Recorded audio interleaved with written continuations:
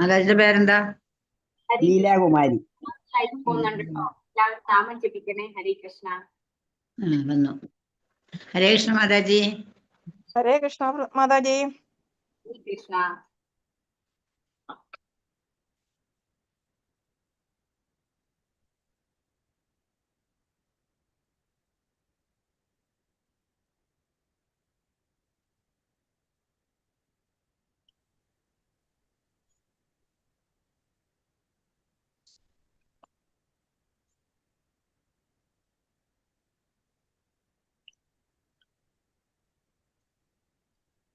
ഹരേ കൃഷ്ണ.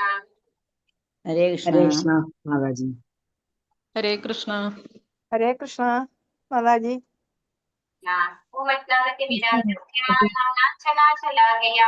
ചക്ഷുരുന്മീലിതം യേന തസ്മൈ ശ്രീഗുരവേ നമഃ. ശ്രീചൈതന്യമനോഭീഷ്ടം സ്ഥാപിതം യേന ഭൂതലേ സ്വയം രൂപകഥാ മഹ്യം ദദാതി സ്വപദാന്തികം. വന്ദേഹം ശ്രീഗുരോ ശ്രീയുതപദകമലം ശ്രീഗുരോൻ വൈഷ്ണവാംശ ശ്രീരൂപം സാഗ്രജാതം സഗണ രഘുനാഥാന്വിതം തം സജീവം സാദ്വൈതം സാവധൂതം പരിജനസഹിതം കൃഷ്ണ ചൈതന്യദേവം ശ്രീരാധാ കൃഷ്ണ പാദാൻ സഹഗണ ലളിതാ ശ്രീ വിശാഖാന്വിതാംശ. നമ ഓം വിഷ്ണുപാദായ കൃഷ്ണപ്രേഷ്ഠായ ഭൂതലേ ശ്രീമതേ ജയപതാക സ്വാമിനി നാമിനെ നമാചാര്യപാദായ നിതായ കൃപാപ്രദായിനെ ഗൗരകഥാമദായ നഗരഗ്രാമതാരിനെ. നമോ വിഷ്ണുപാദായ കൃഷ്ണപ്രേഷ്ഠായ ഭൂതലേ ശ്രീമതേ ഭക്തിവേദാന്ത സ്വാമിനി നാമിനെ. നമസ്തേ സാരസ്വതേ ദേവേ ഗൗരവാണി പ്രചാരിണേ നിർവിശേഷ ശൂന്യവാദി പാശ്ചാത്യ ദേശതാരിണേ. വാഞ്ചാകൽപതരൂപേഷ കൃപാ സിന്ധുഭ്യേവ ച പതിതാനാം പാവനേഭ്യോ വൈഷ്ണവേഭ്യോ നമോ നമഃ. ഹേ കൃഷ്ണ കരുണാ സിന്ധോ ദീനബന്ധോ ജഗത്പദേ ഗോപേശ ഗോപികാ കാന്ത രാധാ കാന്ത നമോസ്തുതേ. തപ്ത കാഞ്ചന ഗൗരംഗീ രാധേ വൃന്ദാവനേശ്വരി വൃഷഭാനുസുതേ ദേവി പ്രണമാമി ഹരിപ്രിയേ. जय श्री कृष्ण चैतन्य प्रभु नित्यानंद श्री अद्वैत गदाधर श्रीवासादि गौर भक्त वृंदा. हरे कृष्णा कृष्ण कृष्ण हरे हरे हरे राम राम राम हरे हरे. ശിഷ്ടാദാ ഗോവിന്ദ് മന്ദിർ ഇസ്കോൺ ബാംഗ്ലൂരിന്റെ ഷോർട്ട് ഭാഗവത ക്ലാസ്സിലേക്ക് എല്ലാ ഭക്തന്മാർക്കും സ്വാഗതം. ഹരേ കൃഷ്ണ. ഓം നമോ ഭഗവതേ വാസുദേവായ. ഓം നമോ ഭഗവതേ വാസുദേവായ. ഓം നമോ ഭഗവതേ വാസുദേവായ. നിഗമകൽപതരോർഗളിതം ഫലം ശുഖമുഖാദമൃതദ്രവ സംയുതം പിബത ഭാഗവതം രസമാലയം മുകുരഹോ രസികാ ഭുവി ഭാവുകാഃ. നാരായണം നമസ്കൃത്യ നരം ചൈവ നരോത്തമം ദേവീം സരസ്വതീം വ്യാസം തതോ ജയമുദീരയേത്. നഷ്ടപ്രായേഷു അഭദ്രേഷു നിത്യം ഭാഗവത സേവയാ ഭഗവതി ഉത്തമ ശ്ലോകേ ഭക്തിർഭവതി നൈഷ്ഠികീം. കൃഷ്ണായ വാസുദേവായ ദേവകീ നന്ദനായ ച നന്ദഗോപകുമാരായ ഗോവിന്ദായ നമോ നമഃ. ഹരേ കൃഷ്ണ. മദേക ബന്ധോ മത്സംഗിൻ മദ്ഗുരോ മന്മഹാദന മന്നിഷ്ടാരക മദ്ഭാഗ്യ മദാനന്ദ നമോസ്തുതേ. ഗ്രന്ഥ ശ്രീമദ് ഭാഗവതം കി ജയ. ശ്രീല പ്രഭുപാദ് കി ജയ. ശ്രീമദ് ഭാഗവതം സ്കന്ധം 1 അധ്യായം 6 നാരദനും വ്യാസദേവനും മധ്യേ ഉള്ള സംഭാഷണം. ശ്ലോകം 13. ഓം നമോ ഭഗവതേ വാസുദേവായ. നളവേണു ശരസ്തൻവ കുശകീചകഗ്വരം ഏക ഏവാദിയാദോഹം അദ്രാക്ഷം വിപിനം മഹത് ഘോരം പ്രതിഭയാകാരം വ്യാളോലൂക ശിവാചിരം. എല്ലാവർക്കും ഒരു പ്രാവശ്യം ചൊല്ലാം. ഓം നമോ ഭഗവതേ വാസുദേവായ. ഓം നമോ ഭഗവതേ വാസുദേവായ. നളവേണു ശരസ്തൻവ കുശകീചകഗ്വരം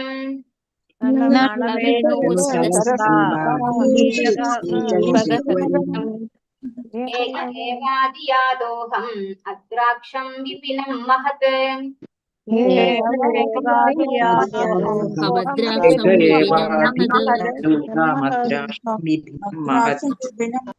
ഘോരം പ്രതിഭയാകാരം വ്യാളോലൂക ശിവാചിരം.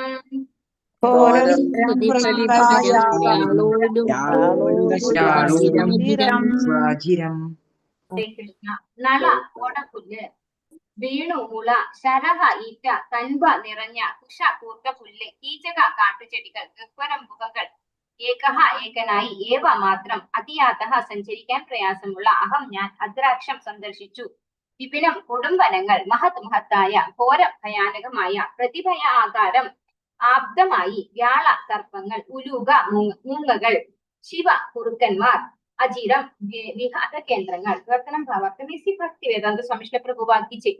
അനന്തരം മുളങ്കൂട്ടങ്ങൾ, ഈറ്റകൾ, ഓടപ്പുല്ല്, കുശപ്പുല്ല്, കാട്ടുചെടികൾ, ഗുഹകൾ എന്നിവയാൽ സമൃദ്ധമായതും ഒറ്റയ്ക്ക് സഞ്ചരിക്കാൻ ഏറെ പ്രയാസമേറിയതുമായ നിരവധി വനങ്ങളിലൂടെ ഏകനായി ഞാൻ സഞ്ചരിച്ചു. സർപ്പങ്ങളുടെയും മൂങ്ങകളുടെയും കുറുക്കന്മാരുടെയും വിഹാര കേന്ദ്രങ്ങളായ അഗാധവും അന്ധകാരപൂർണവും അപൽക്കരമാംവിധം ഭയാനകവുമായ വനങ്ങളും ഞാൻ സന്ദർശിച്ചു.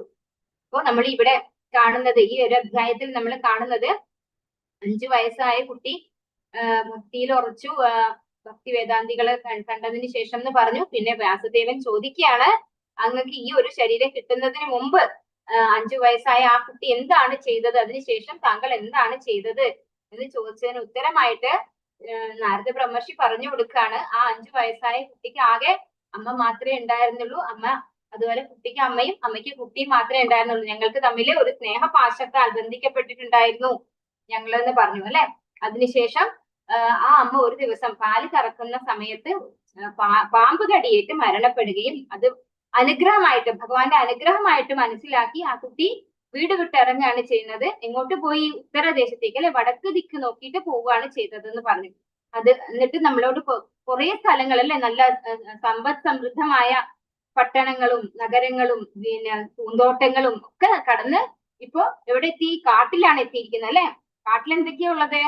മുളങ്കൂട്ടങ്ങള്, ഈച്ചകള്, ഓടപ്പുല്ല് അല്ലെ, ഓടപ്പുല്ല്, കുശപ്പുല്ല്, കാട്ടുചെടികൾ, ഗുഹകൾ, ഇതൊക്കെ ഉണ്ട്. പിന്നെ സർപ്പങ്ങളും മൂങ്ങകളും കുറുക്കന്മാരും അവരുടെയൊക്കെ വിഹാര കേന്ദ്രങ്ങളായ അഗാധവും അന്ധകാരപൂർണവും. കാടെപ്പോഴും എന്തുകൊണ്ടാണ് ഇരുട്ടാവുന്നത്? നിറച്ചു ട്രീസ് ഉണ്ടാവും അല്ലെ, മരങ്ങളും ചെടികളും ഇങ്ങനെ കുത്തി നിറഞ്ഞ അവിടെ സൂര്യന്റെ പ്രകാശം വരില്ല. അതുകൊണ്ടാണ് അവിടെ അന്ധകാരപൂർണം എന്ന് പറഞ്ഞത്. ആപൽക്കരം എന്ന് പറയുന്നത് എന്തുകൊണ്ടാണ്? ഇങ്ങനെയുള്ള വന്യമൃഗങ്ങളൊക്കെ ഉണ്ടാവും അല്ലെ. പക്ഷെ 5 വയസ്സായ കുട്ടിക്ക് ഒട്ടും ഭയം ഉണ്ടായില്ല. ആ കുട്ടി മുന്നോട്ട് തന്നെ പോയി. ഇവിടെ എന്താ പറയുന്നത്? ഭാവാർത്ഥം ഇസി ഭക്തി വേദാന്ത സ്വാമിഷ്ഠ പ്രഭുപാക്കിച്ച്. വനങ്ങൾ, മലകൾ, നഗരങ്ങൾ, ഗ്രാമങ്ങൾ തുടങ്ങിയവയിലൂടെ ഏകനായി സഞ്ചരിച്ച് ഭഗവത് സൃഷ്ടിയുടെ സകലവിധ വൈവിധ്യങ്ങളും അനുഭവിച്ചറിയുക എന്നത് ഈ ഒരു ഭിക്ഷാന്തേഹിയുടെ പരിവ്രാജകാചാര്യന്റെ കർത്തവ്യമാകുന്നു. ഇത് ഭഗവാനിലുള്ള വിശ്വാസവും മനോധൈര്യവും ആർജിക്കുവാനും ആ പ്രദേശങ്ങളിലെ നിവാസികളെ ഭഗവത് സന്ദേശത്താൽ പ്രബുദ്ധരാക്കാനും സഹായിക്കുന്നു. നിർഭയനായി ഈ സർവ്വവിധ ആപത് സാധ്യതകളെയും നേരിടുവാൻ ഒരു സന്യാസി കർത്തവ്യബദ്ധനാണ്. വർത്തമാന യുഗത്തിലെ ശ്രേഷ്ഠ മാതൃകാ സന്യാസി ശ്രീ ചൈതന്യ മഹാപ്രഭു ആകുന്നു. അപ്പോ ഇവിടെ പറയുന്നു, ഒരു പരിവ്രാജകാചാര്യന്റെ കർത്തവ്യമാണ് ഇങ്ങനെ എല്ലാ സ്ഥലങ്ങളിലൂടെയും സഞ്ചരിക്കുക, ഒരു ഭയവും ഇല്ലാതെ സഞ്ചരിക്കുക എന്നുള്ളത്. ഭഗവത് സൃഷ്ടിയുടെ സകല വൈവിധ്യങ്ങളും അനുഭവിച്ചറിയുക എന്നത് ഒരു ഭിക്ഷാന്തേഹിയുടെ കർത്തവ്യമാകുന്നു. അപ്പൊ പല പല ജീവജാലങ്ങൾ ഉണ്ടാവും അല്ലെ, സസ്യങ്ങളായാലും വൃക്ഷങ്ങളായാലും ജീവികളായാലും മൃഗങ്ങളായാലും പലതും ഉണ്ടാവും അല്ലെ. ഇതിലൂടെയൊക്കെ അനുഭവിച്ചറിഞ്ഞുകൊണ്ട് പോകാന്നുള്ളത് ഒരു ഭിക്ഷാന്തേഹിയുടെ ഡ്യൂട്ടിയാണെന്നാണ് ഇവിടെ പറയുന്നത്. ഇത് ഭഗവാനുള്ള വിശ്വാസവും മനോധൈര്യവും ആർജിക്കുവാനും ആ പ്രദേശങ്ങളിലെ നിവാസികളെ ഭഗവത് സന്ദേശത്താൽ പ്രബുദ്ധരാക്കുവാനും സഹായിക്കുന്നു. അപ്പൊ ഇതെങ്ങനെയാണ് നമുക്ക് സാധിക്കുക? നമ്മൾ വനത്തിലൂടെ സഞ്ചരിക്കുമ്പോൾ മൃഗങ്ങളും പക്ഷികളും മരങ്ങളും ഒക്കെയാണ് ഉണ്ടാവുക. ഇവരൊക്കെ എങ്ങനെയാണ് പ്രബുദ്ധരാക്കാൻ സാധിക്കുക? നമുക്കറിയാം, ഭഗവാന്റെ നാമം ജപിക്കുമ്പോൾ ഇതിനൊക്കെ കേൾക്കാൻ പറ്റും. നമ്മൾ ഈ ശുദ്ധ ഭക്തന് ആയിട്ട് ലവമാത്ര സാധുസംഘ സർവസിദ്ധിക്കോ എന്നാണ് പറയുന്നത്. അപ്പൊ ഇനി ഒരു ശരീരം എടുത്തു വരുമ്പോ ഈ മൃഗങ്ങളാവട്ടെ അല്ലെങ്കിൽ വൃക്ഷങ്ങളാവട്ടെ അതൊക്കെ നശിച്ചു പോകും അല്ലെ. ആ ഒരു ശരീരം കഴിഞ്ഞു കഴിഞ്ഞാൽ അവർക്ക് അടുത്ത ശരീരം കിട്ടും. അപ്പൊ എന്ത് കിട്ടും? ഉത്കൃഷ്ടമായിട്ടുള്ള ഒരു ശരീരം അവർക്കും കിട്ടും. അപ്പൊ അവരെയും പ്രബുദ്ധരാക്കാൻ ഇത് സഹായിക്കുന്നു. അതുപോലെ മനുഷ്യരുണ്ടെങ്കിൽ അവർക്ക് ഭഗവാനെ കുറിച്ച് പറഞ്ഞു കൊടുക്കാനും ആർക്ക് സാധിക്കുന്നു? ഇതുപോലെ ഇത്തരത്തിലുള്ള സന്യാസിമാർക്ക്, അതായത് നിർഭയനായിട്ട് ഭഗവാന്റെ കൃത്യമായിട്ട് ശരിയായ ബോധത്തോടു കൂടി ഭഗവത് സേവനത്തിലേക്ക് ഏർപ്പെടുന്ന ആളുകൾക്ക് ഭയം ഉണ്ടാവുക, അവർക്ക് ഭഗവാനെ കുറിച്ച് വ്യക്തമായിട്ട് പറഞ്ഞു കൊടുക്കാൻ സാധിക്കുകയും ചെയ്യും. നിർഭയനായി ഈ സർവ്വവിധ ആപത് സാധ്യതകളെ നേരിടുവാൻ ഒരു സന്യാസി കർത്തവ്യബദ്ധനാണ്. ഈ ഒരു സന്യാസിക്ക് ഭയം ഉണ്ടാവില്ല. അതായത് ഞാൻ ഈ കാട്ടിൽ പോയാൽ എന്നെ വല്ല പുലിയോ സിംഹമോ പിടിച്ച് തിന്നുവോ, അല്ലെങ്കിൽ എന്നെ വല്ല കാട്ടുമൃഗങ്ങളും വന്ന് ആക്രമിക്കുമോ എന്നുള്ള ഭയം ഉണ്ടാവില്ല. എന്തുകൊണ്ടില്ല? നമുക്കറിയാം, നൈനം ചിന്തന്തി ശസ്ത്രാണി നൈനം ദഹതി പാവകഃ ചൈനം ക്ലേദയന്ത്യാവോ ശോഷയതി മാരുതഃ. ഒരു ശുദ്ധ ഭക്തൻ അല്ലെങ്കിൽ ഭഗവാനെ മനസ്സിലാക്കിയിട്ടുള്ള ഒരു ഭക്തൻ അറിയാം, ഈ ശരീരം എന്ന് പറയുന്നത് നശ്വരമാണ്, അതെപ്പോഴായാലും നശിച്ചേ പറ്റൂ. പക്ഷെ ആത്മാവ് എന്ന് പറയുന്നത് ഒന്നിനാലും നശിപ്പിക്കപ്പെടാനും സാധിക്കില്ല. അപ്പൊ ഈ ശരീരം പോയാൽ ഭഗവാൻ ഉറച്ച വിശ്വാസമുള്ള ഒരാൾക്ക് അടുത്തത് ആധ്യാത്മിക ശരീരം കിട്ടും. അപ്പൊ ഈ ഭൗതികമായിട്ട് ഒരു കഷ്ടപ്പാടും നമുക്ക് അനുഭവിക്കേണ്ടതും ഇല്ല. അപ്പൊ അദ്ദേഹത്തിന് മരണം എന്ന് പറയുന്നത് ഒരു ഭയമല്ല, അത് അദ്ദേഹത്തിന് അതൊരു ശരീരം ചേഞ്ച് ചെയ്യല് മാത്രമാണ്. അപ്പൊ ബാക്കിയുള്ളത് നമ്മളെ ഏത് രീതിയിൽ മരണം വന്നാലും അതൊരു നിമിത്തം മാത്രമാണ്. ആ ശരീരം നഷ്ടപ്പെടാനുള്ള ഒരു കാരണം മാത്രമേ ആ വ്യക്തിക്ക് ആവുന്നുള്ളൂ. അതുകൊണ്ട് അദ്ദേഹം മരണത്തിന് ഒട്ടും പേടിക്കുന്നില്ല. വർത്തമാന യുഗത്തിലെ ശ്രേഷ്ഠ മാതൃകാ സന്യാസി ശ്രീ ചൈതന്യ മഹാപ്രഭു ആകുന്നു. മഹാപ്രഭു ഇതേ പ്രകാരത്തിൽ കടുവകൾ, കരടികൾ, സർപ്പങ്ങൾ, മാനുകൾ, ഗജങ്ങൾ, മറ്റനേകം കാട്ടുമൃഗങ്ങൾ എന്നിവയെ പോലും പ്രബുദ്ധരാക്കിക്കൊണ്ട് മധ്യഭാരതത്തിലെ വനങ്ങളിലൂടെ സഞ്ചരിച്ചു. അപ്പോ ചൈതന്യ മഹാപ്രഭു ഇതുപോലെ സഞ്ചരിച്ചിട്ടുണ്ട്. ചൈതന്യ മഹാപ്രഭു സ്വയം ഭഗവാനാണ് അല്ലെ. അപ്പൊ ചൈതന്യ മഹാപ്രഭു സഞ്ചരിക്കുമ്പോൾ ഇത്തരത്തിലുള്ള കാട്ടുമൃഗങ്ങൾ എല്ലാം ഡാൻസ് ചെയ്യായിരുന്നു എന്നാണ് പറയുന്നത്. മഹാപ്രഭു നാമം ജപിക്കുമ്പോൾ, നാമസങ്കീർത്തനം ചെയ്യുമ്പോൾ ഈ പറഞ്ഞ എല്ലാ തരത്തിലുള്ള മൃഗങ്ങളും ഒന്നിച്ചു വന്ന് നിന്ന് നാമം ജപിക്കുന്നതിനനുസരിച്ച് സന്തോഷത്തോടു കൂടി ഡാൻസ് ചെയ്യുമായിരുന്നു എന്ന് പറയുന്നുണ്ട്. അപ്പോ എല്ലാവരെയും പ്രബുദ്ധരാക്കിക്കൊണ്ട് മധ്യഭാരതത്തിലെ വനങ്ങളിലൂടെ സഞ്ചരിച്ചിട്ടുണ്ട് മഹാപ്രഭു. ഈ കലിയുഗത്തിൽ സന്യാസം സാധാരണ ജനങ്ങൾക്ക് നിരുദ്ധമാണ്.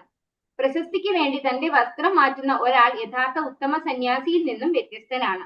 പരിപൂർണമായി സാമൂഹ്യ സംസർഗത്തിന് വിരാമം കുറിക്കുമെന്നും ഭഗവത് സേവനത്തിനായി മാത്രം ജീവിതം സമർപ്പിക്കുമെന്നും ഒരുവൻ ശപഥം എടുക്കേണ്ടതാണ്. അപ്പോ ഈ കലികാലത്തില് നമുക്ക് സന്യാസം സ്വീകരിക്കേണ്ട എന്നാണ് പറയുന്നത്, നിരുദ്ധമാണെന്നാണ് പറയുന്നത്. അതെന്തുകൊണ്ടാണ്? നമ്മള് ഈ കലികാലം എന്ന് പറഞ്ഞാൽ എന്താണ്? പ്രായേണ അല്പായുഷ സദ്യ എന്താണ്? പ്രായേണ അല്പായുഷ സദ്യ മറന്നുപോയി. അപ്പോ കലിയുഗത്തിലെ ജനങ്ങള് അല്പബുദ്ധികളാണ്, അല്പായുസുകളാണ്, മന്ദബുദ്ധികളാണ്, മൂഢന്മാരാണ്, മടിയന്മാരാണ്, ഇങ്ങനെയൊക്കെയാണ് പറയുന്നത്. മറവി നമുക്ക് വളരെ കലശലാണ്. അതുകൊണ്ടാണ് എനിക്ക് ആ ശ്ലോകം പോലും മറന്നുപോയത്. അപ്പോ അങ്ങനെയുള്ള ആളുകളാണ് നമ്മളൊക്കെ. അപ്പൊ നമ്മൾ പെട്ടെന്ന് തെറ്റിലേക്ക് വഴുതി വീഴും. നമുക്ക് ഇന്ദ്രിയ നിയന്ത്രണം എന്ന് പറയുന്നത് വളരെ ചുരുക്കമാണ് അല്ലെ. അപ്പൊ അങ്ങനെയുള്ള ഒരു സിറ്റുവേഷൻ ആണ് ഈ കലികാലത്തിൽ എന്നുള്ളത് കൊണ്ട് ആരും തന്നെ സന്യാസം സ്വീകരിക്കേണ്ടതില്ല എന്നാണ് പറയുന്നത്. എന്ത് വേണം? പ്രശസ്തിക്ക് വേണ്ടി. ഇന്നത്തെ കാലം നമുക്ക് കാണാം, ഒരുപാട് സന്യാസിമാരുണ്ടല്ലേ ചുറ്റിലും. അവർക്ക് എന്താ ചെയ്യുന്നത്? കുറച്ചു കാലം അവരെ എല്ലാവരും റെസ്പെക്ട് ചെയ്യും, അത് കഴിഞ്ഞാൽ കുറച്ച് കഴിഞ്ഞാൽ അവർ ജയിലിലായിരിക്കും അല്ലെ. അങ്ങനെ കാണാം നമുക്ക്. അവരെ പേരിൽ കുറെ കുറ്റങ്ങളും കുറെ കേസുകളും കാണാം. അപ്പൊ അങ്ങനെ ഒരു സന്യാസി ആവേണ്ടതില്ല എന്നാണ് പറയുന്നത്. പ്രശസ്തിക്ക് വേണ്ടി തന്റെ വസ്ത്രം മാറ്റുന്ന ഒരാൾ ഉത്തമ സന്യാസിയിൽ നിന്നും വ്യത്യസ്തനാണ്. അപ്പൊ എനിക്ക് ഫെയിം കിട്ടും, എന്നെ എല്ലാവരും റെസ്പെക്ട് ചെയ്യും എന്ന് വിചാരിച്ചിട്ട് ഒരു കാഷായ വസ്ത്രം എടുത്ത് ധരിക്കാൻ പാടില്ല. പരിപൂർണമായി സാമൂഹ്യ സംസർഗത്തിന് വിരാമം കുറിക്കുമെന്നും. അപ്പം നമ്മള് സാമൂഹ്യ സംസർഗം എന്ന് പറഞ്ഞാൽ അത്തരത്തിലുള്ള സംസർഗം, നമ്മള് ഭൗതികമായ സംസർഗം നമ്മള് വിരാമം കുറിക്കണം. നമ്മൾ എന്തുമാത്രമാണ് ചെയ്യേണ്ടത്? എല്ലാവർക്കും ആധ്യാത്മികമായി പുരോഗമനത്തിന് വേണ്ടുന്ന കാര്യങ്ങൾ പറഞ്ഞു കൊടുക്കാന്നല്ലാതെ വേറൊരു സാമൂഹികമായിട്ടുള്ള സംസർഗവും ഒരു സന്യാസിക്ക് ആവശ്യമില്ല. ഭഗവത് സേവനത്തിനായി മാത്രം ജീവിതം സമർപ്പിക്കുമെന്നും ഒരുവൻ ശപഥം എടുക്കേണ്ടതാണ്. വസ്ത്രമാറ്റം ഔപചാരികത മാത്രമാണ്. ശ്രീ ചൈതന്യ മഹാപ്രഭു സന്യാസ നാമം സ്വീകരിച്ചില്ല. ചൈതന്യ മഹാപ്രഭുവിന്റെ കാലടികളെ പിന്തുടർന്ന് ഈ കലിയുഗത്തിൽ സന്യാസി എന്ന് വിശേഷിപ്പിക്കുന്നവർ അവരുടെ പൂർവ്വനാമങ്ങൾ മാറ്റാതിരിക്കണം. അപ്പോ സന്യാസാശ്രമം സ്വീകരിച്ച ആളാണ് ചൈതന്യ മഹാപ്രഭു എങ്കിലും ചൈതന്യ മഹാപ്രഭു ദീക്ഷാ നെയിം മാത്രമേ സ്വീകരിച്ചിട്ടുള്ളൂ. സന്യാസിമാരുടെ ആ ഒരു പേര്, ആ നാമധേയം സ്വീകരിച്ചിട്ടുണ്ടായിരുന്നില്ല. അപ്പൊ അതുപോലെ നമ്മളും ആ ഒരു എന്താ പറയാ, ഞാനൊരു സന്യാസിയാണെന്നുള്ള ഒരു ബോധത്തിലേക്കോ അല്ലെങ്കിൽ അങ്ങനെ വരാണ്ടിരിക്കാനാണ് ഇവിടെ ഇങ്ങനെ പറയുന്നത്. അതായത് നമ്മൾ സന്യാസം എടുക്കണമെങ്കിൽ അത്രമാത്രം നമ്മൾ ക്വാളിഫൈഡ് ആയിരിക്കണം. അതിന് തീരെ നമ്മൾ അത്തരത്തിലുള്ള സ്ത്രീകളുമായിട്ടൊന്നും ബന്ധം ഉണ്ടാവാൻ പാടില്ല, അവരുമായിട്ട് സംസർഗത്തിന് നിൽക്കാതിരിക്കുന്നവരായിരിക്കണം, ഭൗതികമായ ഒരു കാര്യങ്ങളും ചിന്തിക്കോ പ്രവർത്തിക്കോ ചെയ്യാത്തവരായിരിക്കണം. അപ്പൊ കലികാലത്തിൽ നമ്മള് ഗൃഹസ്ഥ ആശ്രമി ആയിരുന്നു കൊണ്ട് തന്നെ മുന്നോട്ട് പോകുന്നതായിരിക്കും അഭികാമ്യം എന്നാണ് പറയുന്നത്. കാരണം ഇന്ദ്രിയങ്ങളൊക്കെ വളരെ സ്ട്രോങ് ആണ്, നമ്മളാണെങ്കിൽ വീഴ്ച പറ്റുന്ന ആളുകളുമാണ് കലികാലത്തിൽ. ഈ യുഗത്തിൽ ഭഗവാന്റെ ദിവ്യ മഹാത്മ്യങ്ങളെ ശ്രവിക്കുകയും ആവർത്തിക്കുകയും എന്ന ഭക്തിയുത സേവനത്തെ കർശനമായി നിർദ്ദേശിച്ചിരിക്കുന്നു. കുടുംബജീവിതം പരിത്യജിക്കുക എന്ന പ്രതിജ്ഞ എടുത്ത ഒരാൾ നാരദ മുനിയെയോ അല്ലെങ്കിൽ ശ്രീചൈതന്യ മഹാപ്രഭുവിനെയോ പോലുള്ള പരിവ്രാജക ആചാര്യന്മാരെ അനുകരിക്കേണ്ട ആവശ്യമില്ല. എന്നാൽ ഏതെങ്കിലും ഒരു തീർത്ഥസ്ഥലത്തിൽ ഉപവിഷ്ടനായി വൃന്ദാവനത്തിലെ 6 ഗോസ്വാമിമാരെ പോലുള്ള മഹാ ആചാര്യന്മാരാൽ പ്രദാനം ചെയ്യപ്പെട്ട ദിവ്യ ധർമ്മശാസ്ത്രങ്ങളെ ശ്രവിക്കുന്നതിനും ആവർത്തിച്ച് ഉരുവിടുന്നതിനുമായി മുഴുവൻ സമയവും ഊർജവും സമർപ്പിക്കണം. അപ്പോ ഒരിക്കലും നമ്മള് ചൈതന്യ മഹാപ്രഭുവിനെയോ അതുപോലെ നാരദ മുനിയെയോ പോലെ അവരെ അനുകരിക്കേണ്ട ആവശ്യമില്ല. അവരായി മാറാൻ, അല്ലെങ്കിൽ അവരെന്താണോ ചെയ്തത് അത് അതേപടി ചെയ്യാനൊന്നും നമുക്ക് സാധിക്കില്ല എന്നാണ് പറയുന്നത്. പിന്നെ എന്ത് ചെയ്താൽ മതി? നമ്മള് ഈ ഗൃഹം ഉപേക്ഷിച്ച് പോകണം എന്ന് അത്രയും നിർബന്ധമുള്ള, അത്രയും ആ സന്യാസിയായിട്ട് മാറണം എന്ന് ആഗ്രഹമുള്ള ആള് ഏതെങ്കിലും തീർത്ഥസ്ഥലത്തിൽ പോയി ഉപവിഷ്ടനായിട്ട് 6 ഗോസ്വാമിമാർ, ഷഡ്ഗോസ്വാമിമാരെ അറിയില്ല എല്ലാവർക്കും? രൂപ, സനാതന, അങ്ങനെ 6 ഗോസ്വാമിമാരെ പോലെ അവരെ പോലെയല്ല, അവർ നമുക്ക് തന്നിട്ടുള്ള ശാസ്ത്രങ്ങള്, ദിവ്യശാസ്ത്രങ്ങളെ കേൾക്കാൻ ശ്രമിക്കണം. അതായത് ശ്രമിക്കണം, ആവർത്തിച്ച് ഉരുവിടുന്നതിനുമായി മുഴുവൻ സമയവും ഊർജവും സമർപ്പിക്കണം. അങ്ങനെ മാത്രമേ നമുക്ക് പ്രോഗ്രസ് ചെയ്യാൻ സാധിക്കുള്ളൂ. അതായത് നമ്മൾ ജന്മന മുക്താത്മാക്കളല്ല. അതുകൊണ്ടാണ് മറ്റുള്ളവരൊക്കെ എന്താണ്, നാരദ ബ്രഹ്മർഷി അവരൊക്കെ എന്താണ്, മുക്താത്മാക്കളാണ്. ഓം നമോ ഭഗവതേ വാസുദേവായ പരിശ്രാന്തേന്ദ്രിയാത്മാഹം തൃപ്പരീതോ ബുഭുക്ഷിതഃ നദ്യാ ഉപസ്പൃഷ്ടോ ഗതശ്രമഃ. എല്ലാവർക്കും ചൊല്ലാം. ഓം നമോ ഭഗവതേ വാസുദേവായ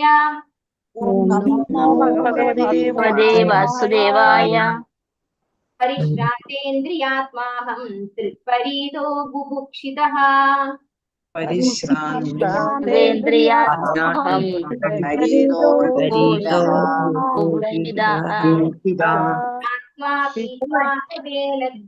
ഉപസ്പൃഷ്ടോ ഗതശ്രമഃ.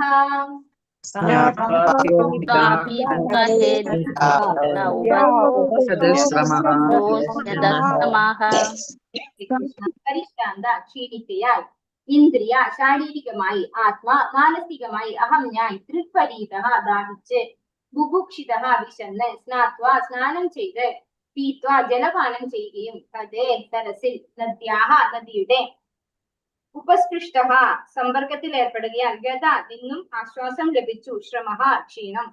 വർത്തനം ഭാവാർത്ഥമേസി ഭക്തി വേദാന്ത സ്വാമി ശ്രീ പ്രഭുപാദ് കി ജയ്. അങ്ങനെ സഞ്ചരിച്ചു കൊണ്ടിരിക്കുമ്പോൾ എനിക്ക് ശാരീരികവും മാനസികവുമായ തളർച്ച മാത്രമല്ല, വിശപ്പും ദാഹവും അനുഭവപ്പെട്ടു. ആകയാൽ ഞാൻ ഒരു നദീസരസിൽ സ്നാനം ചെയ്യുകയും ജലപാനം ചെയ്യുകയും ചെയ്തു. ജലസമ്പർക്കത്താൽ എനിക്ക് ക്ഷീണത്തിൽ നിന്നും ആശ്വാസം ലഭിച്ചു. അങ്ങനെ സഞ്ചരിച്ചുകൊണ്ടിരിക്കുന്ന നാരദ ബ്രഹ്മർഷിയുടെ ആ പൂർവ്വജന്മത്തിലുള്ള ആ കുട്ടിക്ക് ഭക്ഷണം ഒന്നും കിട്ടുന്നില്ല അല്ലെ, ഭക്ഷണം ഒന്നും കഴിക്കുന്നതായി പറഞ്ഞില്ല. കുറെ സ്ഥലങ്ങൾ ഇങ്ങനെ സഞ്ചരിച്ചുകൊണ്ടേ ഇരിക്കുകയായിരുന്നു ചെയ്തത്. അപ്പൊ വളരെയധികം ദാഹവും വിശപ്പും ഒക്കെ അനുഭവപ്പെട്ട് ക്ഷീണിച്ചു, മനസ്സുകൊണ്ടും ശരീരം കൊണ്ടും ക്ഷീണിച്ചു. അങ്ങനെ അടുത്ത് കണ്ട ഒരു നദിയില്, സരസില് സ്നാനം ചെയ്യുകയും അതിലുള്ള വെള്ളം കുടിക്കുകയും ചെയ്തു എന്നാണ് പറയുന്നത്. അപ്പൊ ജലത്തിന്റെ സമ്പർക്കത്താൽ ക്ഷീണത്തിൽ നിന്നും ആശ്വാസം ലഭിച്ചു. ഭാവാർത്ഥം എസി ഭക്തി വേദാന്ത സ്വാമി ശ്രീ പ്രഭുപാദ് കി ജയ്. ഒരു ഗൃഹസ്ഥന്റെ വീട്ടുപടിക്കൽ ഭിക്ഷ യാചിക്കാതെ പ്രകൃതിയുടെ വരദാനത്താൽ ശാരീരിക ആവശ്യങ്ങളായ വിശപ്പിനെയും ദാഹത്തെയും തൃപ്തിപ്പെടുത്താൻ സഞ്ചാരിയായ ഒരു ഭിക്ഷുവിന് കഴിയുന്നു. ആകയാൽ ഭിക്ഷാന്തേഹി ഗൃഹസ്ഥന്റെ ഭവനത്തിൽ ആഗമിക്കുന്നത് യാചിക്കാനല്ല, മറിച്ച് ആ ഗൃഹസ്ഥനെ ആത്മീയമായി പ്രബുദ്ധനാക്കാനാണ്. അപ്പോ ഇങ്ങനെ സന്യാസം സ്വീകരിച്ചിട്ടുള്ള ഒരാളിനെ വിശപ്പും ദാഹവും ഒക്കെ നിയന്ത്രിക്കാൻ സാധിക്കും. അതുപോലെ പ്രകൃതിയിൽ നിന്ന് കിട്ടുന്ന വിഭവങ്ങൾ കൊണ്ട് തന്നെ അവര് ആ വിശപ്പും ദാഹവും അടക്കിക്കൊള്ളും എന്നാണ് പറയുന്നത്. ഇവിടെ നാരദ ബ്രഹ്മർഷി സരസിലെ ജലം അല്ലെ, നദിയിലെ ജലം കുടിച്ച് തന്നെ തന്റെ വിശപ്പും ക്ഷീണവും ഒക്കെ മാറ്റി എന്നാണ് പറയുന്നത്. അപ്പോ ഒരു സന്യാസി ഒരു വീട്ടിൽ വന്ന് ഭിക്ഷ യാചിക്കുന്നത് ഒരിക്കലും അദ്ദേഹത്തിന് സംതൃപ്തിക്ക് വേണ്ടിയോ അല്ലെങ്കിൽ അദ്ദേഹത്തിന് ഭക്ഷണം കഴിക്കാനോ അല്ല എന്നാണ് പറയുന്നത് ഇവിടെ. പിന്നെ എന്തിനാണ് വരുന്നത്? ഗൃഹസ്ഥന്റെ ഭവനത്തിൽ ആഗമിക്കുന്നത് യാചിക്കാനല്ല, മറിച്ച് ആ ഗൃഹസ്ഥനെ ആത്മീയമായി പ്രബുദ്ധനാക്കാനാണ്. അവർക്ക് ഭഗവാനെ കുറിച്ച് പറഞ്ഞു കൊടുക്കുക. അതുപോലെ നമ്മൾ ഇതുപോലെയുള്ള ശുദ്ധ ഭക്തന്മാരെ നമ്മളെ വീട്ടിൽ വന്ന് നമ്മൾ എന്തെങ്കിലും കൊടുത്താൽ പോലും നമ്മൾ പറഞ്ഞു ചെറുതായിട്ടൊരു ഐ കോണ്ടാക്ട് വന്നാൽ തന്നെ നമുക്ക് ആത്മീയ പുരോഗതി ഉണ്ടാവുന്നു. അപ്പോ ശുദ്ധഭക്തന്മാർ നമ്മുടെ വീട്ടിൽ വന്ന് നമ്മളിൽ നിന്ന് എന്തെങ്കിലും സന്തോഷത്തോടെ സ്വീകരിച്ചാൽ അത് മതി അല്ലെ, നമ്മളെ ഒരു ജന്മം സഫലീകരിക്കാൻ അല്ലെങ്കിൽ നമുക്ക് ആധ്യാത്മികമായി പുരോഗമിക്കാൻ ആ ഒറ്റ ഒരു കാര്യം കൊണ്ട് തന്നെ സാധിക്കും. അപ്പൊ ഏത് വിധത്തിലും ആ ഗൃഹസ്ഥനെ ആത്മീയമായിട്ട് ഉന്നമനത്തിന് വേണ്ടിയിട്ടാണ് ആര് വരുന്നത്? ഇത്തരത്തിലുള്ള ശുദ്ധഭക്തന്മാര് ഗൃഹസ്ഥാശ്രമികളുടെ അടുത്ത് പോകുന്നത് എന്നാണ് പറയുന്നത്. അല്ലാതെ അവര് ഭിക്ഷാന്തേഹികളായിട്ട് വരുന്നതല്ല, അവർക്ക് ഭിക്ഷ യാചിക്കാൻ വേണ്ടിയിട്ടല്ല അവര് വരുന്നത്. ഓം നമോ ഭഗവതേ വാസുദേവായ തസ്മിൻ നിർമ്മനുചേരണ്യേ വിഫലോപസ്ഥ ആശ്രിതഃ ആത്മാനാത്മാനമാത്മസ്ഥം യഥാശ്രുതമചിന്തയം. എല്ലാവർക്കും ഒരു പ്രാവശ്യം ചൊല്ലാം. ഓം നമോ ഭഗവതേ വാസുദേവായ.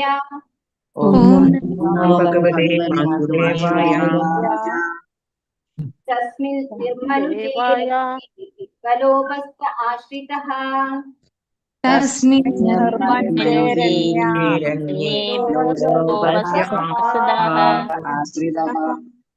ആത്മാനാത്മാനമാത്മസ്ഥം യഥാശ്രുതമചിന്തയം.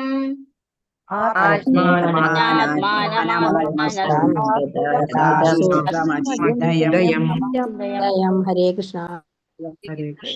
അതിൽ നിർമ്മനുജേ മനുഷ്യവാസമില്ലാത്ത അരണ്യെ വനത്തിൽ പിപ്പല ആൽവൃക്ഷം ഉപസ്ഥെ അതിന് താഴെ ഉപവിഷ്ടനായി ആശ്രിത അഭയം പ്രാപിച്ച് ആത്മനഃ ബുദ്ധിയാൽ ആത്മാനം പരമാത്മാവ് ആത്മസ്ഥം തന്റെ അന്തരംഗത്തിൽ നിലകൊള്ളുന്ന യഥാശ്രുതം മുക്താത്മാക്കളിൽ നിന്നും ഞാൻ ശ്രവിച്ചതുപോലെ അചിന്തയം ചിന്തിച്ചു.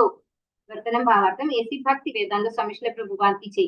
അനന്തരം മനുഷ്യവാസമില്ലാത്ത ഒരു വനത്തിൽ ഒരു ആൽമരത്തണലിൽ മുക്താത്മാക്കളിൽ നിന്നും അഭ്യസിച്ച പോലെ ബുദ്ധി ഉപയോഗപ്പെടുത്തി അന്തരംഗസ്ഥനായ പരമാത്മാവിനെ ഞാൻ ധ്യാനിക്കാൻ ആരംഭിച്ചു. അപ്പോ ആ മനുഷ്യവാസമില്ലാത്ത കാട്ടിൽ എത്തിക്കഴിഞ്ഞാൽ ഒരുപാട് സ്ഥലങ്ങൾ കണ്ടു, ഒരുപാട് മനുഷ്യരെ കണ്ടു, ഒരുപാട് മൃഗങ്ങളെ കണ്ടു, അല്ലെ? ഇതൊക്കെ കണ്ട് അവസാനം ഈ കാട്ടിലെത്തിയിട്ട് മനുഷ്യരൊന്നും ഇല്ലാത്ത ഒരു സ്ഥലത്ത് ഒരു ആൽമരത്തിന്റെ ചുവട്ടില് മുമ്പേ ഉണ്ടായിരുന്ന ഭക്തി വേദാന്തികൾ പറഞ്ഞു കൊടുത്തതുപോലെ പരമാത്മാവിനെ ധ്യാനിക്കാൻ ആരംഭിച്ചു ആ കുട്ടി എന്നാണ് പറയുന്നത് ഇവിടെ. ഭാവാർത്ഥം എ.സി. ഭക്തി വേദാന്ത സ്വാമി ശ്രീല പ്രഭുപാദ് കി. സ്വന്തം മനോരഥത്തിനനുസരിച്ച് ഒരാൾ ധ്യാനത്തിൽ ഏർപ്പെടരുത്. ആധികാരിക സ്രോതസ്സുകളായ ശാസ്ത്രങ്ങളിൽ നിന്നും പ്രാമാണികനായ ആധ്യാത്മിക ഗുരുവാകുന്ന സുതാര്യ മാധ്യമത്തിലൂടെയും പരിശീലനം സിദ്ധിച്ച തന്റെ ബുദ്ധിയുടെ ശരിയായ ഉപയോഗത്തിലൂടെയും എല്ലാ ജീവാത്മാക്കളുടെയും ഉള്ളിൽ നിവസിക്കുന്ന പരമാത്മാവിനെ ധ്യാനിക്കുന്നതിന് ഒരുവൻ പൂർണ്ണമായ അറിവ് നേടിയിരിക്കണം. അപ്പോ ഇതിനകത്ത് ആ കുട്ടി പരമാത്മാവിനെ ധ്യാനിച്ചു എന്ന് പറഞ്ഞത് കേട്ടിട്ട് നമ്മൾ പോയി ധ്യാനിക്കണ്ടെന്ന് വിചാരിച്ചിട്ടാണ് ഇവിടെ കൃത്യമായി ഭാവാർത്ഥത്തിൽ പറയുന്നത്. യഥാർത്ഥത്തിൽ ഒരു ആധ്യാത്മിക ആചാര്യനിൽ നിന്നും പറഞ്ഞ് മനസ്സിലാക്കി അത് കൃത്യമായി മനസ്സിലാക്കി അതിന്റെ ശരിയായ രീതിയിൽ വേണം നമ്മള് പരമാത്മാവിനെ ധ്യാനിക്കാൻ എന്നാണ് ഇവിടെ പറയുന്നത്. ഒരിക്കലും ഒരു ഗുരുവില്ലാതെ, ഒരു ഗുരുവിൽ നിന്ന് ഇൻസ്ട്രക്ഷൻ കിട്ടാതെ നമ്മൾ നമ്മുടെ സ്വമേധയായിട്ടൊരു ധ്യാനം ചെയ്യേണ്ട ആവശ്യമില്ല. നമ്മുടെ ഗുരു എന്താണോ പറയുന്നത്, ഇവിടെ നമുക്ക് ഗുരു എന്താണ് പറഞ്ഞു തരുന്നത്? ഹരേ കൃഷ്ണ മഹാമന്ത്രം ജപിക്കാനാണ്, അല്ലെ? നമ്മളോട് ആരോടും ധ്യാനിക്കാൻ പറഞ്ഞു തരുന്നില്ല. കാരണം എന്തുകൊണ്ടാണ്? ഇത് കലികാലമാണ്. ഈ കലികാലത്തിൽ ധ്യാനം എന്ന് പറഞ്ഞു കഴിഞ്ഞാൽ അർജുനൻ എന്താ പറയുന്നത്? കാറ്റിനെ പിടിച്ചു കെട്ടാം, മനസ്സിനെ കെട്ടാൻ പറ്റൂല കൃഷ്ണ എന്ന് പറയുന്നുണ്ട്, അല്ലെ? അതാണ് അവസ്ഥ. അപ്പൊ നമുക്ക് കുറച്ചു സമയം ഇരുന്നാലൊന്നും ആ ഒരു കോൺസെൻട്രേഷനോ ഒന്നും കിട്ടില്ല. പക്ഷെ നമ്മൾ ഭഗവാന്റെ തിരുനാമം അടിക്കടി ജപിച്ചുകൊണ്ടിരിക്കുമ്പോൾ നമ്മുടെ ഉള്ളിലെ മാലിന്യങ്ങൾ ഇല്ലാതെയായി നമ്മള് ആ ഒരു നല്ല ഒരു പ്യൂർ ആയിട്ടുള്ള ഒരു രീതിയിലേക്ക് വരാനും ഭഗവാനെ കിട്ടാനും ഉള്ള സാധ്യത കൂടുതലാണ് ഈ കാലത്ത്. അതുകൊണ്ടാണ് കലികാലത്തിൽ നാമസങ്കീർത്തനം ചെയ്യാൻ പറയുന്നത്. അപ്പൊ ഒരു പൂർണ്ണമായ അറിവ് കിട്ടാതെ, ആധ്യാത്മിക ആചാര്യനിൽ നിന്ന് പൂർണ്ണമായ അറിവ് കിട്ടാതെ നമ്മൾക്ക് ഇങ്ങനെ ഒരു ധ്യാനം ചെയ്യാൻ സാധിക്കില്ല, സ്വമേധയാ ചെയ്യാൻ സാധിക്കില്ല എന്നാണ് ഇവിടെ പറഞ്ഞിരുന്നത്. ആധ്യാത്മിക ഗുരുവിന്റെ ആജ്ഞാ നിർവഹണത്തിലൂടെ ഭഗവാന് പ്രേമയുത സേവനം സമർപ്പിക്കുന്ന ഒരു ഭക്തൻ ഈ അവബോധത്തെ അചഞ്ചലമായി പുഷ്ടിപ്പെടുത്തുന്നു. ശ്രീനാരദൻ പ്രാമാണികരായ ആത്മീയ ആചാര്യന്മാരുമായി സമ്പർക്കത്തിൽ ഏർപ്പെടുകയും ആത്മാർത്ഥമായി അവരെ സേവിക്കുകയും ശരിയായ വിധത്തിൽ പ്രബുദ്ധത കൈവരിക്കുകയും ചെയ്തു. അപ്രകാരം അദ്ദേഹം ധ്യാനിക്കാൻ ആരംഭിച്ചു. നാരദ ബ്രഹ്മർഷി അദ്ദേഹം പൂർവ്വജന്മത്തിൽ ഇങ്ങനെയുള്ള ധ്യാനം ചെയ്തത് ഭക്തി വേദാന്തികളിൽ നിന്ന് ദീക്ഷ സ്വീകരിക്കുകയും അവരിൽ നിന്ന് കൃത്യമായ രീതിയിൽ എങ്ങനെ ധ്യാനം ചെയ്യണം എന്നുള്ള അറിവ് നേടുകയും ചെയ്ത് അവർ പറഞ്ഞതിന് പ്രകാരമാണ് ചെയ്തിരിക്കുന്നത്. അങ്ങനെയാണ് അദ്ദേഹം ധ്യാനിക്കാൻ ആരംഭിച്ചത് എന്ന് ഇവിടെ പറയുന്നു. ഓം നമോ ഭഗവതേ വാസുദേവായ.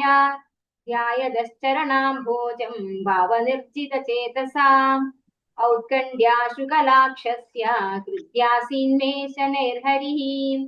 എല്ലാവർക്കും ചൊല്ലാം. ഓം നമോ ഭഗവതേ വാസുദേവായ. ഓം നമോ ഭഗവതേ വാസുദേവായ.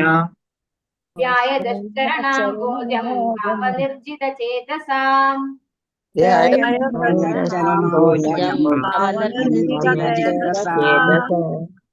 ഔത്കണ്ഠ്യാശുകലാക്ഷസ്യ വിദ്യാസീന്മേഷനൈർഹരിഃ.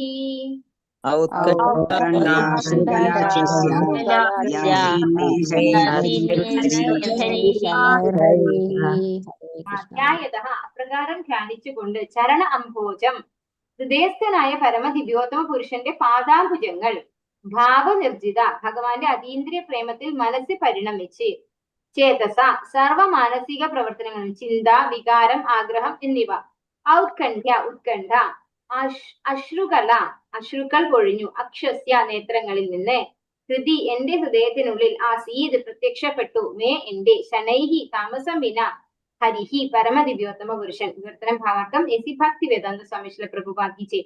അതീന്ദ്രിയ പ്രേമത്താൽ പരിണമിച്ച മനസ്സിനാൽ പരമദിവ്യോത്തമ പുരുഷന്റെ പാതാരവിന്ദങ്ങളെ ധ്യാനിക്കാൻ ആരംഭിച്ചയുടൻ എന്റെ നയനങ്ങളിൽ നിന്നും അശ്രുക്കൾ പ്രവഹിക്കുകയും താമസം വിന പരമദിവ്യോത്തമ പുരുഷനായ ശ്രീകൃഷ്ണൻ എന്റെ ഹൃദയ കമലത്തിൽ പ്രത്യക്ഷനാവുകയും ചെയ്തു. അപ്പോ നാരദ ബ്രഹ്മർഷി എങ്ങനെയാണോ ഭക്തി വേദാന്തികൾ പറഞ്ഞു കൊടുത്തത് അതിന് പ്രകാരം ധ്യാനനിരതനായി. എങ്ങനെയാ ധ്യാനിച്ചത്? ഭഗവാന്റെ പാതാരവിന്ദങ്ങളെയാണ് ധ്യാനിച്ചത് അല്ലെ. ഭഗവാന്റെ പാതാരവിന്ദങ്ങളെ ധ്യാനിക്കാൻ ആരംഭിച്ചയുടൻ എന്റെ നയനങ്ങളിൽ നിന്നും അശ്രുക്കൾ പ്രവഹിച്ചു എന്നാണ് ഇവിടെ പറയുന്നത്. അപ്പോ നാരദ ബ്രഹ്മർഷിക്ക് എന്തുണ്ടായി?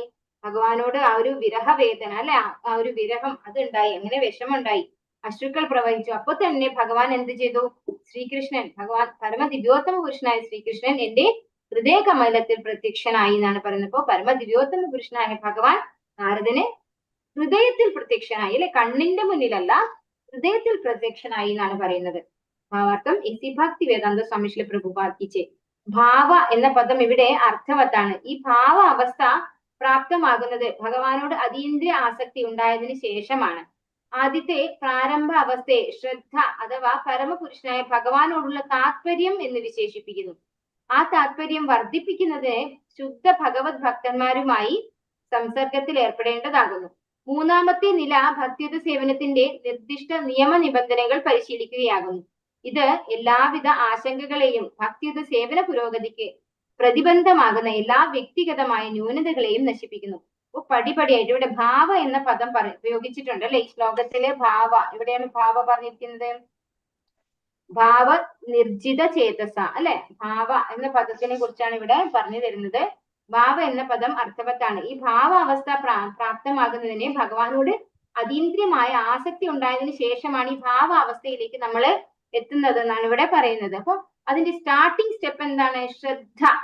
ശ്രദ്ധ, സാധുസംഗ, മൂന്നാമത്തേത് നിയാമക നിബന്ധനകൾ പാലിക്കുക, പരിശീലിക്കുക. അതായത് നമ്മൾക്ക് സാധനാ ഭക്തി അല്ലെ, സാധനാ ഭക്തി ചെയ്യാം. നമ്മളോട് എന്താ പറയുന്നത്?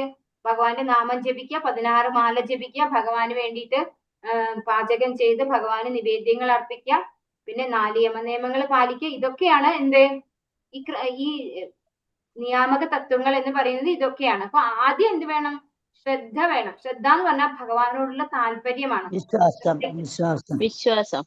ശ്രദ്ധ, ഭഗവാനിൽ ഒരു വിശ്വാസവും ഭഗവാനോടൊരു താല്പര്യവും രണ്ടും വേണം. അപ്പൊ അതാണ് ശ്രദ്ധ എന്ന് പറയുന്ന സ്റ്റേജ്. അപ്പൊ നമുക്ക് ഭഗവാൻ വിശ്വാസം ഇല്ലാതെ നമുക്ക് ഭഗവാന്റെ നാമം ജപിക്കാൻ പറ്റില്ല അല്ലെ. ശരിയായ രീതിയിലുള്ള വിശ്വാസം വേണം. നമുക്ക് ആ ഭഗവാനെ എന്താ പറയാ തൃപ്തിപ്പെടുത്തണം, ഭഗവാന്റെ നാമം ജപിക്കണം എന്നുള്ളൊരു ആഗ്രഹം വേണം, താല്പര്യം വേണം. ഈ താല്പര്യം വന്നു കഴിഞ്ഞാൽ നമ്മൾ എന്ത് ചെയ്യണം? സത്സംഗം വേണം. പിന്നെ ശുദ്ധ ഭക്തന്മാരുമായിട്ട് നമ്മൾ സംസർഗത്തിൽ ഏർപ്പെടണം. അപ്പോ ഈ ഒരു കാലത്തിൽ നമുക്ക് ആരെയാണ് ശുദ്ധഭക്തന്മാരെന്ന് അറിയില്ല അല്ലെ. ശ്രീല പ്രഭുപാദരുടെ പുസ്തകങ്ങൾ നമ്മുടെ കയ്യിലുണ്ടെങ്കിൽ വേറെ സത്സംഗത്തിന്റെ ആവശ്യമില്ല. അതാണ് പറയുന്നത്. ആ പ്രഭുപാദരുടെ പുസ്തകം വായിക്കാൻ നമ്മൾ, അപ്പൊ തന്നെ നമുക്ക് സത്സംഗം കിട്ടിക്കഴിഞ്ഞു, ശുദ്ധഭക്തന്മാരുമായിട്ടുള്ള സംസർഗം കിട്ടിക്കഴിഞ്ഞു. പിന്നെ മൂന്നാമത്തെ നില നമ്മൾ ഈ പറഞ്ഞിരിക്കുന്ന നിയമങ്ങളൊക്കെ പാലിച്ച് 16 മാലയൊക്കെ ജപിച്ച് എങ്ങനെയാണോ നമുക്ക് നമ്മുടെ ഗുരുക്കന്മാരും ഗുരുവിനെ സ്വീകരിച്ചിട്ടില്ലാത്തവരെ ശ്രീല പ്രഭുപാദർ എങ്ങനെയാണോ പറഞ്ഞു തന്നിരിക്കുന്നത് അതിൻ പ്രകാരം മുന്നോട്ട് പോകണം. അതാണ് 3 സ്റ്റെപ്പ് അല്ലെ. അതിനൊക്കെ ശേഷം വരുന്നതാണ് ഭാവ എന്ന അവസ്ഥ എന്ന് പറയുന്നത്. ഇത് എല്ലാവിധ ആശങ്കകളെയും ഭക്തിയുത സേവന പുരോഗതിക്ക് പ്രതിബന്ധമാകുന്ന എല്ലാ വ്യക്തിഗതമായ ന്യൂനതകളെയും നശിപ്പിക്കുന്നു. അപ്പൊ ഈ 3 കാര്യങ്ങള് ശ്രദ്ധ, സാധുസംഗ, ഭജനക്രിയ, ഈ 3 കാര്യങ്ങള് നമ്മളുടെ എല്ലാ ന്യൂനതകളെയും ഇല്ലാതെയാക്കുന്നു എന്നാണ് പറയുന്നത്. സർവ ആശങ്കകളും സ്വകീയ ന്യൂനതകളും അകറ്റപ്പെടുമ്പോൾ അതീന്ദ്രിയ വിഷയത്തിൽ നിഷ്ഠയോടുകൂടിയ വിശ്വാസം ഉണ്ടാവുകയും അതിനുള്ള അഭിരുചി അധികതരമായ അനുപാതത്തിൽ വർദ്ധിക്കുകയും ചെയ്യുന്നു. ഈ അവസ്ഥ ആകർഷണത്തിലേക്ക് നയിക്കുന്നു. അനന്തരം ഭാവ അഥവാ കലർപ്പറ്റ ഭഗവത് പ്രേമത്തിന്റെ പൂർവ്വ അവസ്ഥ സംജാതമാകുന്നു. അപ്പോൾ നമ്മൾ ഈ ഒരു 3 സ്റ്റെപ്പ് കഴിഞ്ഞു കഴിഞ്ഞാൽ നമുക്ക് എന്തുണ്ടാകുന്നു എന്നാണ് പറയുന്നത്? നമ്മുടെ എല്ലാ ന്യൂനതകളും, നമ്മുടെ ഉള്ളിലെ എല്ലാ മാലിന്യങ്ങളും അകന്നു പോയി ഈ അതീന്ദ്രിയ വിഷയത്തിൽ, അതായത് ഭഗവാനോട്, ഭഗവാൻ ആരാണ്? അതീന്ദ്രിയനാണ് അല്ലെ, സത്ത് ചിത്ത് ആനന്ദം അല്ലെ, അങ്ങനെയുള്ള ഭഗവാനോട് നിഷ്ഠയോടുകൂടിയ വിശ്വാസം ഉണ്ടാവുകയും അതിനുള്ള അഭിരുചി, ഇനിയും ഭഗവാന്റെ നാമം ജപിക്കാനും ഭഗവാന്റെ കാര്യങ്ങളിൽ ഏർപ്പെടാനുമുള്ള ഒരു അഭിരുചി ഉണ്ടാവുകയും ചെയ്യുന്നു എന്നാണ് പറയുന്നത്. ഈ അവസ്ഥ ആകർഷണത്തിലേക്ക് നയിക്കുന്നു. അതായത് ഭഗവാനോട് നമുക്കൊരു ആകർഷണം ഉണ്ടാകും. അനന്തരം ഭാവ അഥവാ കലർപ്പറ്റ ഭഗവത് പ്രേമത്തിന്റെ പൂർവാവസ്ഥ സംജാതമാകുന്നു. അതിനുശേഷം ഉണ്ടാകുന്നതാണ് ഈ ഭാവാവസ്ഥ എന്ന് പറയുന്നത് എന്ന് ശ്രീല പ്രഭുപാദർ നമുക്ക് പറഞ്ഞു തരുന്നു. മുകളിൽ പ്രസ്താവിച്ച എല്ലാ വ്യത്യസ്ത അവസ്ഥകളും അതീന്ദ്രിയ പ്രേമ വികാസത്തിന്റെ വിഭിന്ന ഘട്ടങ്ങളാകുന്നു. മനസ്സ് അതീന്ദ്രിയ പ്രേമത്താൽ പൂരിതമാകുമ്പോൾ വിരഹത്തിന്റെ തീക്ഷ്ണ വികാരം അനുഭവപ്പെടുകയും അത് 8 വിധമായ വ്യത്യസ്ത ഹർഷോന്മാദങ്ങളിലേക്ക് നയിക്കുകയും ചെയ്യുന്നു. ഒരു ഭക്തന്റെ നേത്രങ്ങളിലെ അശ്രുക്കൾ താനേ ഉണ്ടാകുന്ന പ്രതികരണമാണ്. അപ്പൊ നമ്മൾ ഇത് കണ്ട് അനുകരിക്കൊന്നും വേണ്ട. ചിലപ്പോ ചിലരൊക്കെ കാണാം ഭഗവാനെ കുറിച്ച് പറയുമ്പോൾ ഭയങ്കരമായിട്ട് കരയുന്നത്. പക്ഷെ നമ്മളൊന്നും ഈ ഭാവാവസ്ഥയിൽ എത്തിയിട്ട് ഉള്ള ആളുകളൊന്നും അല്ല കേട്ടോ. അപ്പൊ നമുക്ക് ഭഗവാനെ കുറിച്ച് പറയുമ്പോൾ സങ്കടം വരുന്നത് ചിലപ്പോൾ നമ്മുടെ എന്തെങ്കിലും സങ്കടങ്ങൾ ഓർത്തിട്ടായിരിക്കും. അല്ലാണ്ട് നമ്മൾ ആ ഭാവാവസ്ഥയിലൊന്നും എത്താനുള്ള ഒരു സ്റ്റേജിൽ എത്തിയിട്ടില്ല. ഇവിടെ നാരദ ബ്രഹ്മർഷിയുടെ പൂർവ്വജന്മത്തെ കുറിച്ചാണ് നമ്മൾക്ക് പറഞ്ഞു തരുന്നത്. അപ്പൊ അവർക്ക് 8 വിധ അഷ്ടസാത്വിക വികാരങ്ങൾ എന്നാണ് പറയുന്നത്. ഭഗവാന്റെ വിരഹത്തിന്റെ ആ ഒരു ഇത് അനുഭവിക്കുമ്പോൾ അഷ്ടസാത്വിക വികാരങ്ങൾ ഉണ്ടാകുന്നു. ചിലപ്പോ എന്താണ്, രോമാഞ്ചം ഉണ്ടാകും, ചിലപ്പോ കരയും, ചിലപ്പോ ചിരിക്കും, അങ്ങനെ അഷ്ടസാത്വിക വികാരങ്ങളാണ് അത് പറയുന്നത്. അപ്പൊ വ്യത്യസ്ത ഹർഷോന്മാദങ്ങളിലേക്ക് നയിക്കുകയും ചെയ്യുന്നു. ഒരു ഭക്തന്റെ നേത്രങ്ങളിലെ അശ്രുക്കൾ താനേ ഉണ്ടാകുന്ന പ്രതികരണമാണ്. ശ്രീ നാരദ മുനി അദ്ദേഹത്തിന്റെ പൂർവ്വജന്മത്തിൽ തന്റെ ഭവനം ഉപേക്ഷിച്ച് പ്രയാണം ആരംഭിച്ച ശേഷം അതിശീഘ്രം ഈ അവസ്ഥയെ പ്രാപ്തമാക്കി. ആകയാൽ അദ്ദേഹത്തിന് ഭഗവാൻ തികച്ചും സാധ്യമായിരുന്നു. ഭൗതിക സ്പർശം ഇല്ലാത്ത തന്റെ ആത്മീയ ഇന്ദ്രിയങ്ങളുടെ വികാസത്താൽ അദ്ദേഹത്തിന് ഭഗവത് സാന്നിധ്യത്തെ പ്രത്യക്ഷത്തിൽ അനുഭവിച്ചറിയാൻ കഴിഞ്ഞു. അപ്പോ ആ ഒരു കുട്ടിക്ക് അത്രമാത്രം ഭഗവാനിൽ ഉറച്ച വിശ്വാസവും, കാരണം എന്തുകൊണ്ടാണ്, നമ്മൾ നേരത്തെ കണ്ടു ഒരുപാട് റിച്ച് ആയിട്ടുള്ള നല്ല എന്താണ് നഗരങ്ങളും പട്ടണങ്ങളും ഒക്കെ താണ്ടിയിട്ടും ആ കുട്ടിക്ക് എവിടെയും ഭൗതികമായിട്ടുള്ള എന്തെങ്കിലും നേടണം എന്നുള്ള ആഗ്രഹം ഉണ്ടായില്ല. പകരം എന്താ ഉണ്ടായത്, ഭഗവാനെ കുറിച്ച് അറിയണം, ഭഗവാനെ പ്രാർത്ഥിക്കണം എന്ന് തന്നെ ഉള്ള ഉറച്ച ബുദ്ധിയോടുകൂടിയാണ് ആ കുട്ടി പോയിട്ടുള്ളത്. അപ്പൊ ആ കുട്ടിക്ക് അത്രമാത്രം ഭഗവാനോട് ഉള്ള ഒരു ആകർഷണം ഉണ്ടായിരുന്നു. ഭൗതിക സ്പർശമേ ഇല്ലാത്ത തന്റെ ആത്മീയ ഇന്ദ്രിയങ്ങളുടെ വികാസത്താൽ എന്നിവിടെ വ്യക്തമായി പറയുന്നു അല്ലെ. അപ്പൊ നാരദ ബ്രഹ്മർഷിയുടെ ആ പൂർവ്വജന്മത്തിലുള്ള കുട്ടിക്ക് ഭൗതികമായിട്ടുള്ള യാതൊരു മാലിന്യങ്ങളും ഇല്ലാതെ ആത്മീയ ഇന്ദ്രിയങ്ങളുടെ വികാസം സംഭവിച്ചിട്ടുണ്ടായിരുന്നു. അതുകൊണ്ട് തന്നെ അദ്ദേഹത്തിന് ഭഗവത് സാന്നിധ്യത്തെ പ്രത്യക്ഷത്തിൽ അനുഭവിച്ചറിയാൻ കഴിഞ്ഞു എന്നാണ് ഇവിടെ പറഞ്ഞു തരുന്നത്. ഹരേ കൃഷ്ണ കൃഷ്ണ കൃഷ്ണ ഹരേ ഹരേ, ഹരേ രാമ രാമ രാമ ഹരേ ഹരേ. വാഞ്ചാകൽപതരൂപസ്യ കൃപാ സിന്ധുഭ്യേവ ച പതിതാനാം പാവനേഭ്യോ വൈഷ്ണവേഭ്യോ നമോ നമഃ. अनंत कोटि वैष्णव वृंद की जय, श्रील प्रभुपाद की जय, गुरु महाराज की जय, निताय गौर प्रेमानंदे। हरि हरि बोल। हरे कृष्णा हरे कृष्णा माता जी। हरे कृष्ण माता जी।